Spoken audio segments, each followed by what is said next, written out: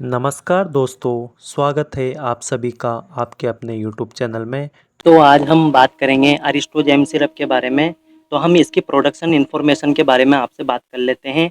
यह एक enzyme syrup होती है। यह डाइस्टेज पेप्सिन लिक्विड होता है जो पाचन और पेट की देखभाल के लिए हमारे शरीर में बहुत ही लाभदायक साबित होता है, जो आसान पाचन के लिए स्टार्च और जटिल कार्बोहाइड्रेट को सिंपल शुगर में बदलने में हमारी मदद करता है। इसके मेन इंग्रेडिएंट्स के बारे में मैं आपसे बात कर लेता हूँ।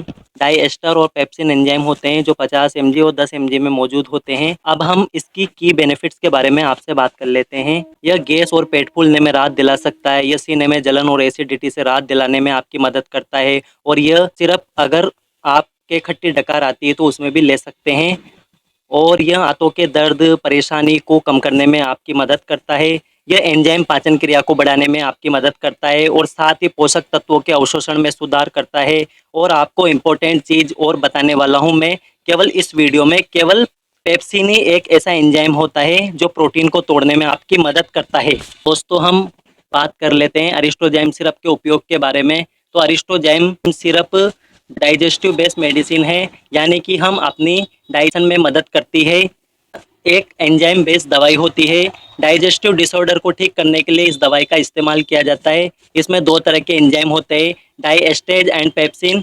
ये डाइजेशन से रिलेटेड जो कई तरीके की हो सकती है, आपकी ठीक करने में मदद करती है। तो इस दवाई का इस्तेमाल डाइजेशन डिसऑर्डर में होता है।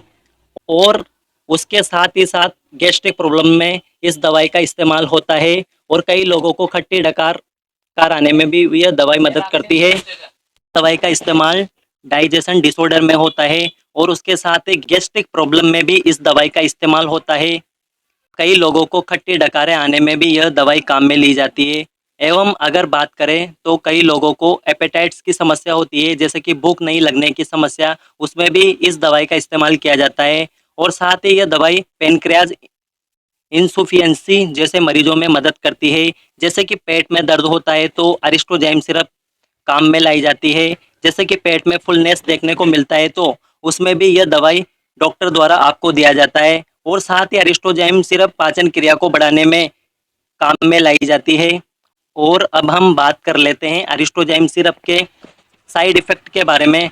तो देखा जाता है कुछ ही कंडीशन में पेशेंट को साइड इफ़ेक्ट देखने को मिलते हैं, जैसे कि एब्डोमिनल पेन हो सकते हैं, बॉडी में रैशेस देखने को मिल सकते हैं, थोड़ी-सी सिकनेस की फीलिंग आ सकती है और थोड़ा-सा बीमारी जैसी फीलिंग आ सकती है, नोज़िया प्रॉब्लम हो सकती है, हार्ट बर्न जैसी प्रॉब्लम आ सकती है, पेनफुल यूरिनेशन जैसी समस्या आ सकती है। अगर आपको कुछ ज़्यादा वेरियस सिम्पटम्स देखने को मिलते हैं तो तुरंत डॉक्टर से सलाह ले लेनी चाहिए।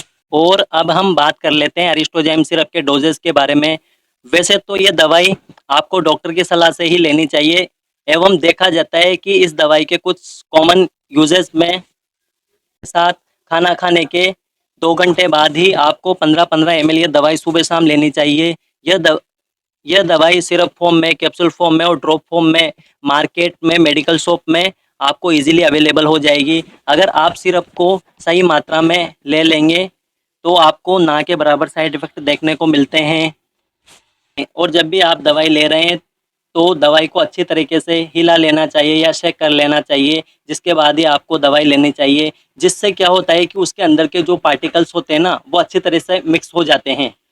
और अब हम बात कर लेते हैं वार्निंग और प्रिकॉशन के बारे में। तो अरिस्टोजैम सिरप एक एंजाइम सिरप होती है। आपको इस सिरप को खाना खाने के बाद ही लेनी चाहिए। और इस सिरप के वार्निंग ये भी होती है कि इस सिरप से थोड़ी सी आपको हल्की सी नींद आ सकती है। और अब हम बात कर लें इस सिरप के प्रयोग उसी समय करें इस सिरप का प्रयोग उसी समय करें जब आप प्रॉपर्ली तरीके से खाना खा रहे हो। और यदि आपको किसी भी प्रकार की पेट या आंतों से संबंधित बीमारी है तो इस दवा को बिना डॉक्टर की सलाह से नहीं लेना चाहिए। और साथ ही पेनक्रियाज में इन्फ्लामेशन जैसी समस्या हो रही है तो यह दवाई आपको डॉक्टर की प्रिस्क्रिप्शन पर ही लेनी चाहिए। और अगर आपको डायबिटीज जैसी समस्या है तो आपको शुगर फ्री एंजाइम सिरप ही लेनी चाहिए। इसके अलावा यदि कोई प्रेग्नेंट वुमेन है, जो कोई लैक्टेशन मदर है, जो बच्चों को दूध पिला रही है, या उसके अलावा उसके पास में एलर्जिक रहा है, तो इन सभी पेशेंट को यह डाइजेशन एंजाइम सिरप नहीं दी जाती। और यदि आप इस दवाई का सेवन कर रहे हैं तो आप शराब को अवॉइड करें। अगर यदि आपने डाइजेशन सिरप पी ली है और उसके दौरान आपको डिजीनेस देखने को मिल रहा है, जैसे कि चक्कर आ रहे हैं, तो आपको घर पर ही रहना चाहिए। यदि आपको वीडियो पसंद आया तो लाइक करें और ज़्यादा से ज़्यादा शेयर करें और कमेंट करें और हमें सब्सक्राइब करना ना भूलें। यदि आपको ऐसी इंटरेस्टिंग वीडियो देखना है तो बेल आइकन को प्रेस करें। Thank you for watching my video.